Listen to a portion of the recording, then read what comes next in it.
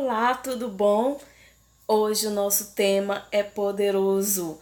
Fala sobre como nós vamos apresentar a nossa causa diante de Deus.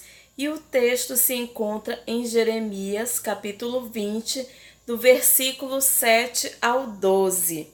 E antes de ler esse texto de Jeremias, eu gostaria de citar um outro texto que se encontra em Isaías 43, o versículo 26, que diz o seguinte: procura lembrar-me, entremos em juízo juntamente, apresenta as tuas razões para que te possa justificar.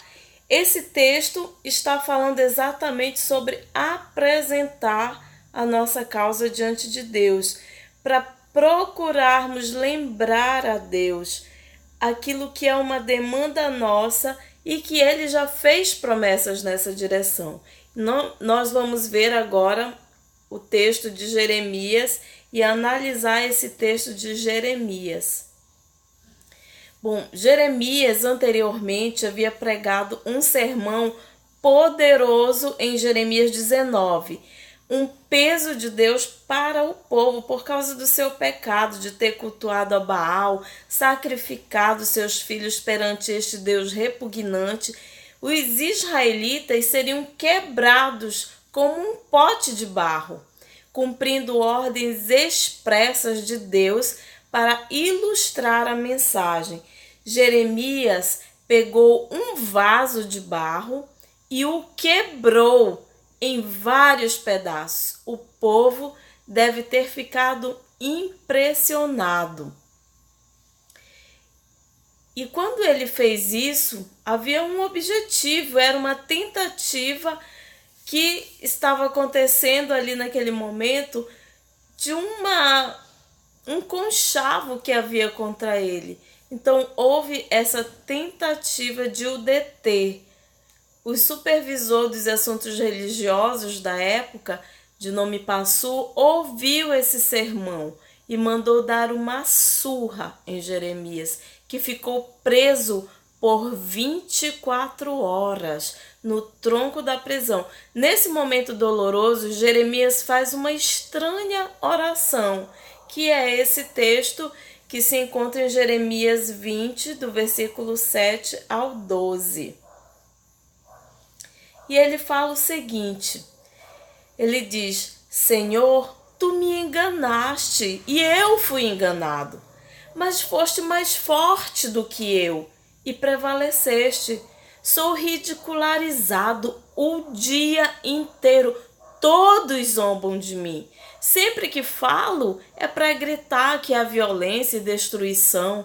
Por isso a palavra do Senhor trouxe-me insulto e censura o tempo todo. Mas se eu digo, não mencionarei, nem mais falarei o nome do Senhor, é como se um fogo ardesse em meu coração, um fogo dentro de mim. Estou exausto, tentando contê-lo, já não posso mais. Ouço muitos comentando, terror por todos os lados. Denunciem-no, vamos denunciá-lo. Todos os meus amigos estão esperando que eu tropece e dizem, talvez ele deixe se enganar, então nós o venceremos e nos vingaremos dele. Mas o Senhor está comigo, como um forte guerreiro. Portanto, aqueles que me perseguem tropeçarão e não prevalecerão. O seu fracasso lhes trará completa vergonha e a sua desonra jamais será esquecida, ó Senhor dos exércitos. Tu que examinas o justo e vês o coração e a mente, deixa-me ver a tua vingança sobre eles, pois a ti expus a minha causa.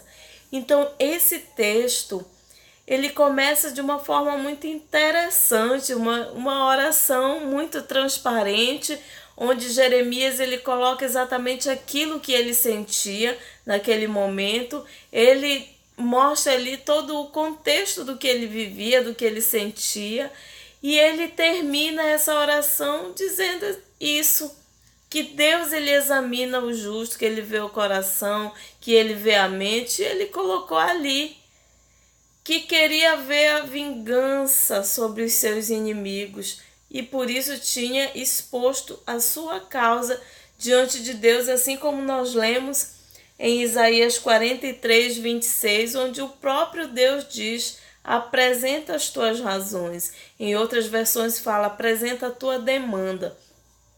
E nesse texto nós temos 3 verdades a aprender. Primeira delas é que nós aprendemos que a situação de Jeremias encontra paralelo na condição da igreja de hoje, em todos os tempos e também nos dias que correm hoje, tanto naqueles países onde os cristãos são perseguidos formalmente, como naqueles países onde não há essa perseguição, mas de uma outra forma. Os cristãos são rejeitados, não por causa de comportamentos reprováveis, porque nesses casos aí, merecidamente, né? Porque é uma vergonha, mas pela mensagem que pregam.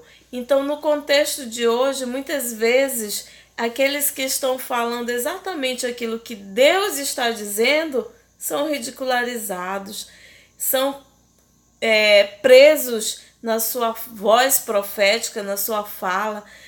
Muitos pregadores, quando começaram a falar determinadas coisas, eram ridicularizados pelos outros pregadores também.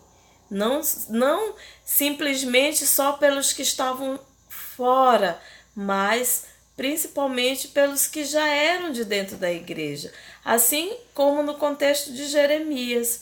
Então existem grandes verdades bíblicas que são pregadas hoje, mas que as pessoas não querem ouvir, elas preferem continuar ouvindo historinhas de velhas caducas, mentiras, contos, fábulas de Natal, de Páscoa e de tantas coisas mais. E nesse texto nós aprendemos isso, que a situação de Jeremias ela encontra um paralelo hoje também, quando muitos pregadores preferem continuar anunciando aquilo que culturalmente é aceito e não aquilo que a palavra de Deus diz. A segunda coisa que nós aprendemos é que ser honesto em nossas orações é uma condição essencial. Se formos sinceros com as pessoas em posição de chefia ou não, pode ser que elas não nos compreendam e até nos punam. Bem diferentemente, Deus ele sempre compreende e podemos abrir os nossos corações diante dele. Ele não quer que oremos em particular procurando palavras, selecionando com toda aquela cautela, como se a gente fosse pisar em ovos. Ele não quer orações melosas. O que Deus quer da gente é que sejamos autênticos. Ele não quer bajuladores. Ele quer corações contritos, verdadeiros, respeitosos, mas verdadeiros. Se está doendo, vamos gritar.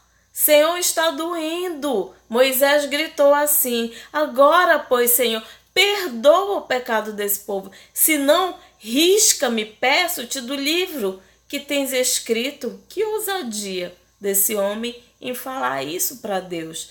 Muitas vezes a gente fica pisando em cascas de ovos para falar alguma coisa para Deus, quando na verdade nós temos que abrir exatamente aquilo que está no nosso coração, seja bom ou ruim.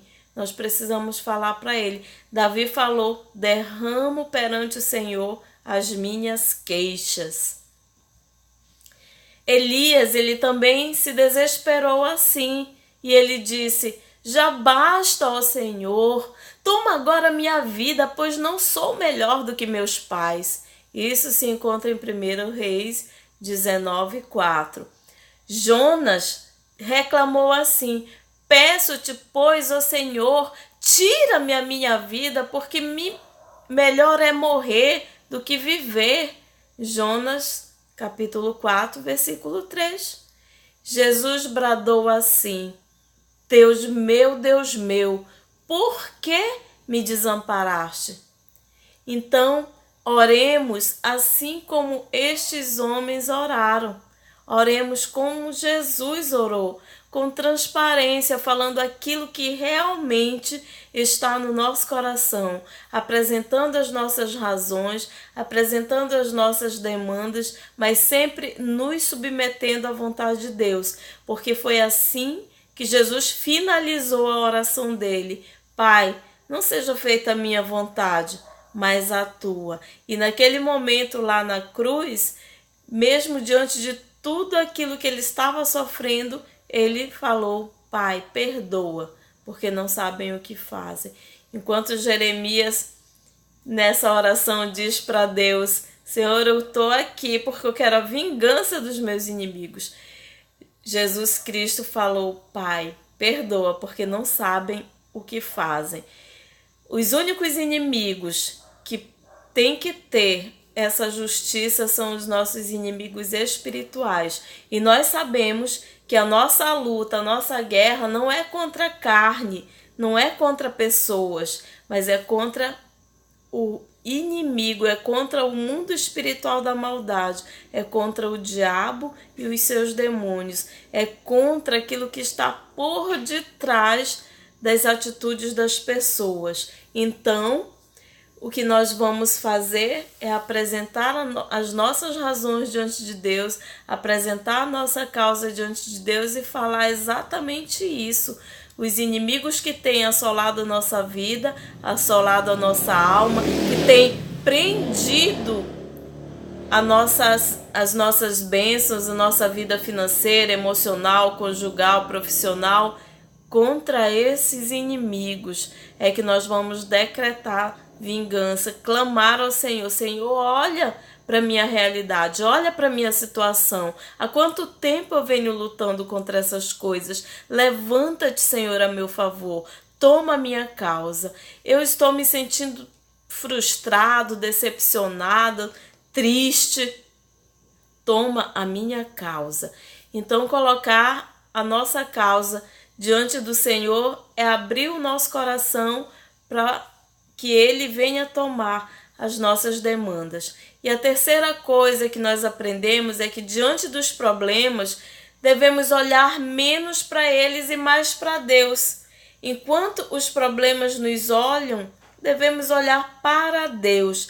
É Deus quem deve fazer arder o nosso coração e não as pessoas. Muitas vezes são as pessoas que estão pesando ali no nosso coração, são as coisas, as causas, os problemas que estão pesando no nosso coração.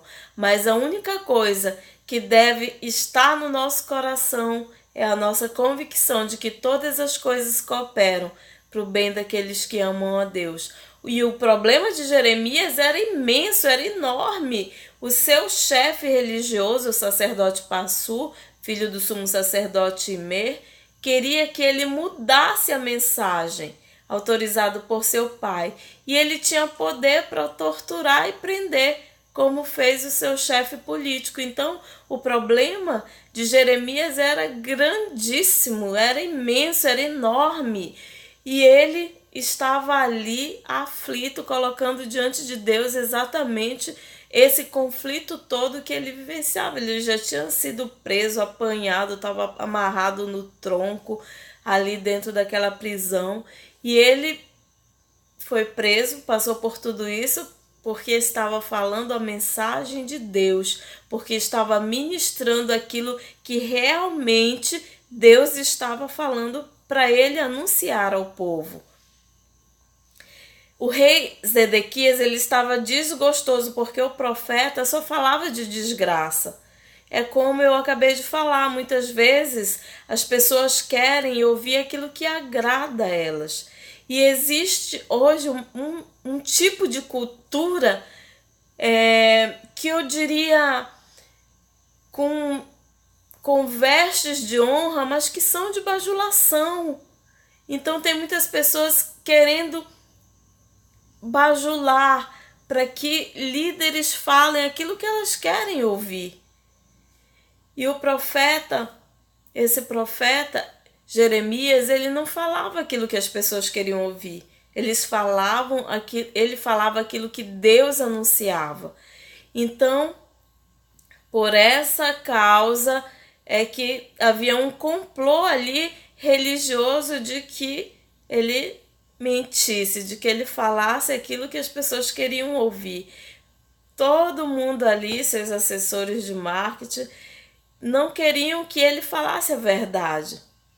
Eles queriam mensagens motivacionais, vamos pregar aí mensagens motivacionais para as pessoas se envolverem, vamos injetar aí bastante coach nessas pessoas para que elas possam ficar mais animadas. Nada de falar que Deus está julgando, que o povo tem pecado, nada disso, nada de falar sobre céu, sobre as coisas dos últimos dias, não, vamos falar de outras coisas. Então tem muita gente também enveredada aí nessa mesma rota que essa equipe religiosa da época fazia. Então a vida de Jeremias, ela estava na mão de um sistema político religioso, mas Jeremias não olhou para Passur, não olhou para isso. Ele olhou para Deus. Ele fez como o salmista diz: eleva os meus olhos para os montes, de onde me virá o meu socorro? O meu socorro vem do Senhor que fez os céus e a terra. Jeremias, ele também não olhou para Zedequias. Jeremias olhou para Deus. Jeremias teve raiva deles, mas entregou o destino deles a Deus. Então, quantas vezes temos raiva das pessoas e estamos amaldiçoando essas pessoas? O destino deles a Deus é que precisamos entregar. E precisamos ter a coragem de entregar o destino dos nossos problemas a Deus. Ele dará um jeito neles que nós não saberemos dar. Como perdoaremos a quem nos ofende se não for Deus a perdoá-los por nós? Como enfrentaremos as nossas enfermidades se Deus não estiver do nosso lado? Como termos forças para enfrentar as perseguições se Deus não nos fortalecer? Como cantaremos como Silas e Paulo se Deus não nos puser em nossos lábios as canções? Como Jeremias, precisamos confiar a Deus as nossas causas, sejam quais forem.